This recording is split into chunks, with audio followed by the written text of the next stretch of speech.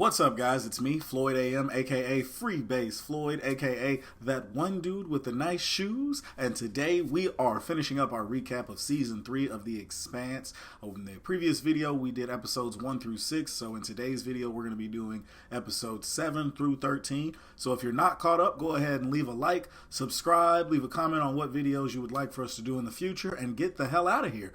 But if you are caught up, then go ahead and sit back, relax, and follow us on this journey into deep space. Yeah, that was weird.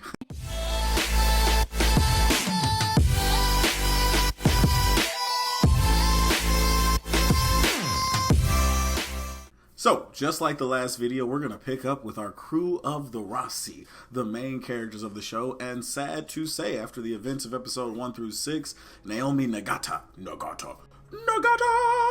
most beautiful woman on the show, is no longer with the crew of the Rossi. She is on the Behemoth, which is a Belter ship that was built for the Mormons to travel throughout space and spread the good word. So Naomi is on that ship that Fred Johnson has bequeathed to them. She's also joined by Drummer, if I'm not mistaken, and a new guy to the cast. This guy right here. And he is actually one of the more refreshing additions to the show at this point. He's supposed to be somebody who was evil and out there pirating in space, it looks like. And as the season goes on, we learn a lot more about him, as well as Drummer. And it's just really refreshing to get some new characters who don't weigh the show down or make it slowly go through by looking at flashbacks of their history or anything like that. So really appreciate that. Keep up the good work, writers. We love it. Then we've got Holden, Amos, and Alex, who are all still on the Rossi, going through space, taking jobs, and they actually have a nice camera crew following them. It's like a reality show thing they're doing so they can pay off their lawyer fees, since they were in a lot of crap before. Luckily, they didn't lose the Rossi, which is what you would think would happen since it was a stolen military ship, but they got to keep the ship. Their expenses are being paid for, and they have a male and female character who are now on the ship, following them around, watching their every move, trying to get them to blow up on them and give them something juicy. So that is a unique part of the show. As far as the ring that we saw at the end of episode 6, that thing is still out floating in space. We actually pick up in episode 7 about 3 months later, and the crew themselves are not interested in the ring. Holden wants nothing to do with it, but there are representatives from both the Belt, the Earth, and Mars who are traveling towards the ring to see what it is, find out what it does. It hasn't made any moves, hasn't done anything special in those 90 days or so. So they are traveling out there to see what they can find out. And then we've got Avsarala. She's back on Earth. She is not involved in the second half of the season very much, if at all. We introduce a new character who's a temporary character. He's a space racer. He goes out and does time trials around the solar system, from what I understand, and he is traveling through space right now trying to break his own record that he set. While traveling, he sends out a message to his girlfriend. He's all, "Oh, I love you. I do this for you, baby. Oh, yes, baby, I do this for you." And then she sends him a message back saying, "You're always gone. You don't understand me. Your brother, he real man. He understand me." And I'm like, oh, that's savage. You guys are, females be tripping, bro. You gonna do it with his brother? Then his brother saunters through the background wearing a thong. If that's your big brother, bro, you didn't have much to look up to. That's not good. He's walking around in a thong while he's smashing. I mean, I guess it gets the people going. I mean, I don't know. It's just weird. Like, no, I'm not walking around in a thong. Mankini, maybe. Thong, I just can't have nothing. You get what I'm saying. Anyways, she's obviously sending him this message to say, "I don't want to be with you no more." So that drives him crazy, and he's out here in space, racing around planets. So he gets the bright idea, hey, I'm going to be the first person to go into the ring. So that's how it kind of kicks off. He tries to go through the ring at horrendously fast speeds, and basically it stops his ship in place, but his body keeps going. So he explodes. All of his insides come out. So it's a pretty cool sight, considering it's not real. That's my view on graphic violence. If I know it's not real, I'm cool with it. If it's real, I don't want to see that, man. I'm not trying to mess up my mental state. I understand I'm desensitized through the violence I see in movies and television, but I'm not trying to become somebody who has difficulty sleeping at night. Let's just put it that way. So he dies right while he's sending his girl a video, and it's pretty crazy. That information gets sent around the system so everybody can see what happened. He's the first person to try and go through the ring. And then from there, we have been dealing with Julie Mao's older sister, if I'm not mistaken. I think she's older. I'm not sure the age, but I know it's her sister. And she is on a ship posing as a mechanic, working with 2 other guys. They're on this skiv trying to repair it, and she's actually planning a bomb. And her plan, as we see as the show goes on, is she's working with the cameraman who's on the crew of the Rossi. You see that connection? She's working with the cameraman on the crew of the Rossi. He doesn't know exactly what he's doing. He's just supposed to disable the comms on the ship and make it to where she can broadcast a signal posing as James Holden. So what she does is she blows up this skiv after killing this dude. She's got some kind of enhancer in her tooth, so she does something, it activates, and she becomes She-Hulk. Doesn't change colors, but you get the point. She's tossing people around, busting heads open, and she's just going ham, all because she's mad at James Holden. Eventually, she does get her plan to go into effect shortly after she is caught on the ship she's posing as a mechanic on, when they also go through the ring. So there's a lot of people who go through the ring in the second half of season 7, or season 3, season 7. Man, if only, right? There's a lot of different ships that go through. The first ship to actually go through and not die after the racing guy went through would be the Rossi. And that's because Julie Mao's sister blows up the skiv, posts this video to all the ships in the surrounding area saying, "I'm James Holden, and anyone who tries to go through the ring has to deal with us. We are not afraid to blow up more ships," blah, blah, blah.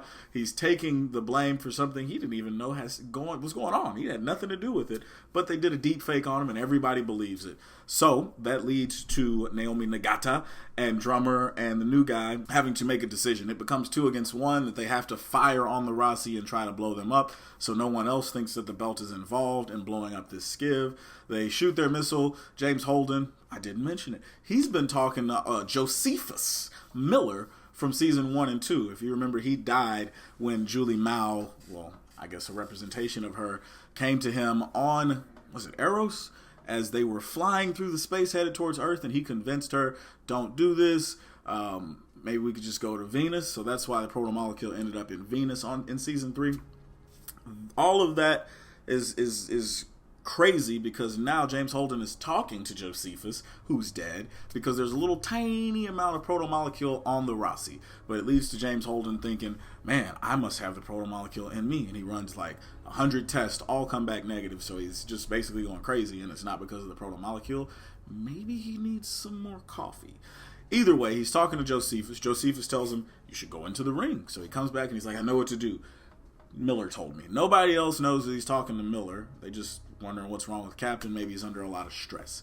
They go through the ring, and as they go through at the right speed, the missile comes in behind them. Missile gets stopped, the ship's slowly moving, missile's very slowly moving, and it'll eventually catch up to them. So they decide they have to continue towards the middle of the ring, because it's this orb now that they're in it. It's like the ring is the opening to a balloon that's been blown up. Yeah, that's the best way to explain it. So they decide to go to the middle of it, which actually has this orb, space station looking thing. It's kind of like a ship from the Borg on Star Trek, if you think about it, which leads me to believe that the proto-molecule is actually fighting something like that is going throughout the universe and trying to kill or assimilate things. I don't know. That's just the theory I have. We'll get to that in another video. I do plan on doing some videos about theories for season 4, best scenes, stuff like that. So please leave a like and subscribe, and let me know what type of videos you'd like to see on The Expanse, as well as other shows. That'd be great. But back to the Rossi. It goes through, and they're safe, they're fine, but it's just this really weird area, and Holden continues talking to Josephus, and he is eventually told, hey man, you gotta go to the orb. So Holden, after being captured and released and all this stuff, he decides to go to the orb. But before we get to him making that trip, let's jump back.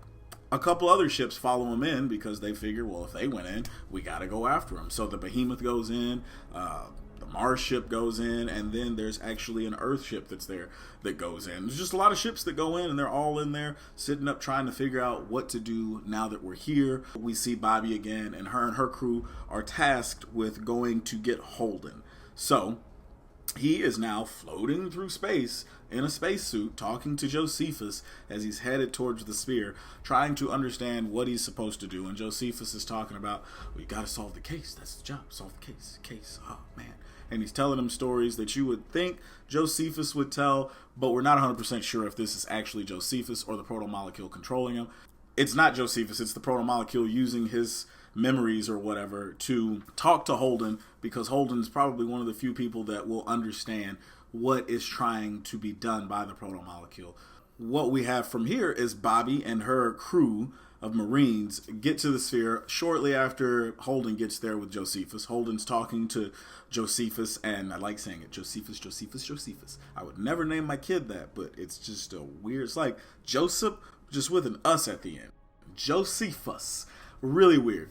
Anyway, Josephus and Holden are now on the sphere, and they're inside, and he's trying to get information from Josephus, and he's being very vague about what's happening, partially because he doesn't really know. The proto-molecule won't let him share that information, because if he shares it, then it will confuse Holden. I don't know. So, Bobby and her crew finally catch up with him. They go into the sphere the same way that Josephus entered. And while they're in there, the proto-molecule doesn't find them to be really much of a threat until one of the Marines says, screw this, and fires off a shot at Holden. They're all stopped, and then he decides, you know what? I'm going to toss a grenade. That seems smart. Let me throw this grenade in this alien contraption and see what happens. Throws the grenade, it blows up a piece of the sphere. Proto-molecule goes nuts, lifts this guy up into the air like he's some kind of Super Saiyan, or just lifts him into the air, and then completely disassembles this human being. Balls him up in a little ball, throws him on the ground, and uses him to replace the material that was damaged on the ship. Pretty cool scene. Definitely shows that the proto-molecule is OP, if anything is OP. Like, power level definitely over 9,000. So from there, Bobby and her crew take Holden, but not before he gets to stick his hand into this little easy bake oven looking thing. He sticks his hand in there. He gets a bunch of cool visions. We get to see James Holden naked. Impressive, sir, but not something I really cared to see. You see him for half of the vision, he's naked. Another half, he's screaming, and it shows several different rings, all with like a laser being fired through them. Once Holden comes out, he is actually sharing the information, but he's kind of out of there, man. Like, I mean, if you saw something like this, you'd probably come back. There's aliens. There's an alien down there. So if you saw something like this, you'd probably do the same. He was really out of it, couldn't really explain what he saw, and then when he tried to explain it, people thought he was crazy anyway.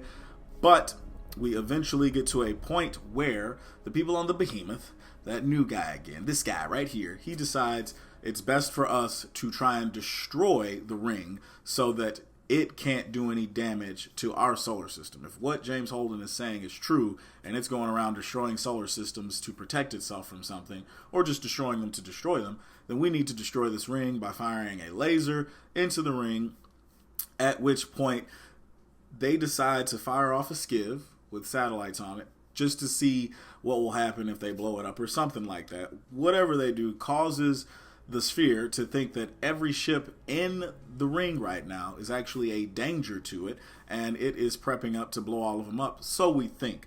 So, guy on the Behemoth, ready to blow up the laser and destroy the ring, which would leave everybody trapped in this bubble. Nobody on the outside would ever know what happened, but they'd be safe.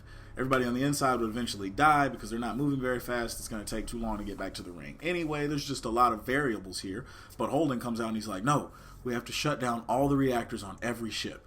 So you got us floating in this bubble. You've talked to some kind of a space ghost. You're apparently communicating with the one thing that seems to be able to destroy everybody in here. And now you want us to turn off our reactors on our ships. So a big fight ensues. They get the speedcast or a vlog or whatever you want to call it with the camera lady who got kicked off the ship. Anyways, Amos is ready to kill Bobby if necessary because they send Bobby and some other Marines down to attack the crew of the Rossi that's now on the Behemoth. And from there, what takes place is Holden is able to, working together with the speech lady, get everyone to shut down their reactors. Once the reactors are shut down, the sphere actually does what it seems to have been planning to do all along. I guess it is alone.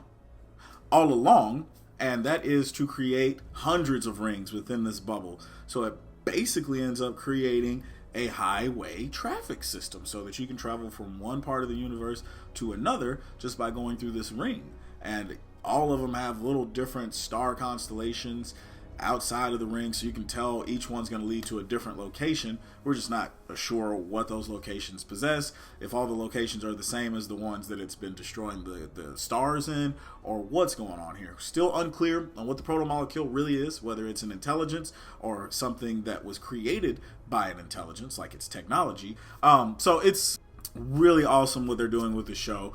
So don't forget to like and subscribe. Let me know what you think. Let me know how you think my face can be made better, whether you want to punch it. Do I have a punchable face, or is it a kissable face?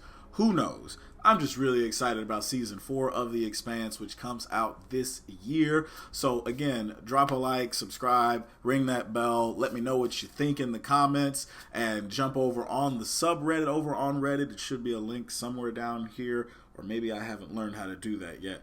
But until next time, peace.